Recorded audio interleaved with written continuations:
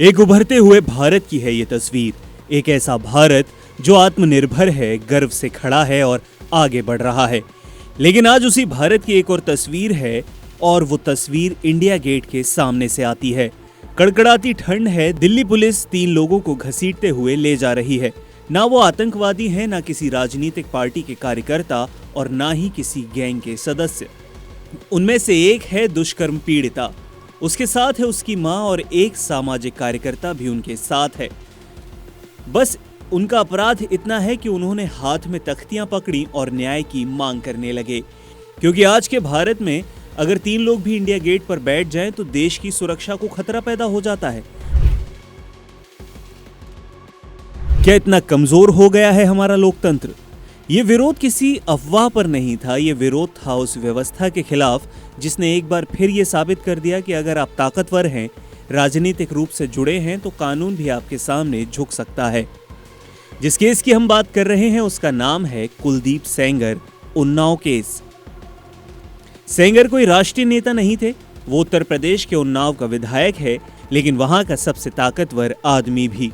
2017 में उसने एक नाबालिग लड़की के साथ जघन्य अपराध किया। लड़की ने आवाज उठाई लेकिन किसी ने नहीं सुना। 1 साल बीत गया और कोई भी सुनवाई नहीं हुई। अप्रैल 2018 में मजबूर होकर वो लड़की मुख्यमंत्री आवास के सामने खुद को आग लगाने पहुंच गई। तब जाकर देश ने उसकी आवाज और उसकी कहानी सुनी। इसके बाद जो हुआ वो किसी थ्रिलर फिल्म से कम नहीं था। लड़की के पिता को जेल में बेरहमी से पीटा गया और उनकी मृत्यु हो गई। 2019 में सुनवाई से पहले लड़की की कार को ट्रक ने टक्कर मार दी। इस हादसे में उसके 2 रिश्तेदारों की मृत्यु हो गई। लड़की भी खुद गंभीर रूप से घायल हुई। सीबीआई ने कोर्ट में ये तो बताया कि ये साजिश थी, लेकिन सेंगर इससे भी ज्यादा हद पार कर चुका था, और वो भी सिर्फ इसलिए कि मामला खत्म हो जाए।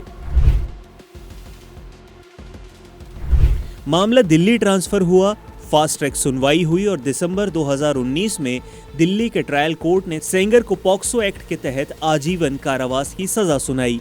ये एक मिसाल बनना थी। देश ने सोचा कि शायद अब कुछ बदल जाएगा, लेकिन 2025 में ये पूरी कहानी यू टर्न ले लेती है। दिल्ली हाईकोर्ट ने सेंगर की सजा निलंबित कर दी और उसे सशर्त जमानत दे दी है। ध्यान दीजिए, कोर्ट ने उसे निर्दोष नहीं कहा, सिर्फ इतना कहा कि सजा अभी रोकी जा रही है। लेकिन ये हुआ कैसे? तो इसे समझने के लिए पहले जान लीजिए कि पॉक्सो कानून में 2 स्तर होते हैं। एक सामान्य अपराध जिसमें न्यूनतम 7 साल की सजा है, और एक गंभीर अपराध अगर अपराधी सत्ता या भरोसे की स्थिति में हो, जैसे पुलिस या अधिकारी अथवा जनप्रतिनिधि। ट्रायल कोर्ट ने कहा कि एमएलए होने के नाते सेंगर एक जनसेवक हैं, सत्ता में है, इसलिए उस पर कठोर सजा लागू होगी। लेकिन हाईकोर्ट ने कहा कि राजनेता को सार्वजनिक सेवक नहीं माना जा सकता, यानी कि उन्नाव का सबसे ताकतवर आदमी, सत्ता में बैठा विधायक, भरोसे की स्थिति में नहीं था। और चूंकि उसने 7 साल से ज्यादा जेल काट ली है, इसलिए उसे जमानत दे दी गई, और यही है कानून की बाजीगरी। अब सवाल उठता है कि इसमें सरकार की क्या गलती है? तो पहली बात कि सेंगर सत्तारूढ़ पार्टी के नेता थे, और दूसरा, इस देश के सर्वोच्च नेता कहते हैं कि बेटी बचाओ बेटी पढ़ाओ। महिलाओं की सुरक्षा से कोई समझौता नहीं, तो फिर सीबीआई जो पीएमओ को रिपोर्ट करती है वो चुप क्यों रही? महिला आयोग ने इस पर कुछ क्यों नहीं किया? और जब पीड़िता की मां इंडिया गेट पहुंची तो यूपी के मंत्री कहते हैं कि उनका घर उन्नाव में है, तो दिल्ली क्यों गई? ये संवेदनहीनता नहीं तो और क्या है? ये सिर्फ सेंगर की बात नहीं है, ये पूरा का पूरा एक पैटर्न है। चाहे आसाराम की अंतरिम जमानत हो, राम रहीम को बार बार पैरोल मिलना, या बिल्किस बानो का केस हो, हाथरस हो, पुणे पौष का केस हो, या हिट एंड रन का कोई भी केस, ताकतवर आदमी बाहर आ जाता है और आम आदमी जेल के अंदर रहता है। ये दोहरा सिस्टम नहीं तो और क्या है?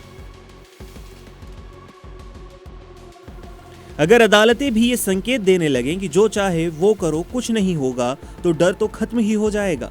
और जब डर खत्म होता है तो सीधा अपराध बढ़ता है। आप इस पर हंस सकते हैं, आप इसे यूं ही टाल सकते हैं कि ऐसा हमारे साथ थोड़े होगा, लेकिन कल अगर आपकी बहन, आपकी माँ, आपकी बेटी के साथ ऐसा कुछ हुआ तो तब कोई इंडिया गेट आपके लिए नहीं बचेगा। याद रखिए, अंतिम अदालत जनता होती है। अगर आज चुप रहे तो अगली बार कुछ ले जाने की बारी किसी की भी हो सकती है।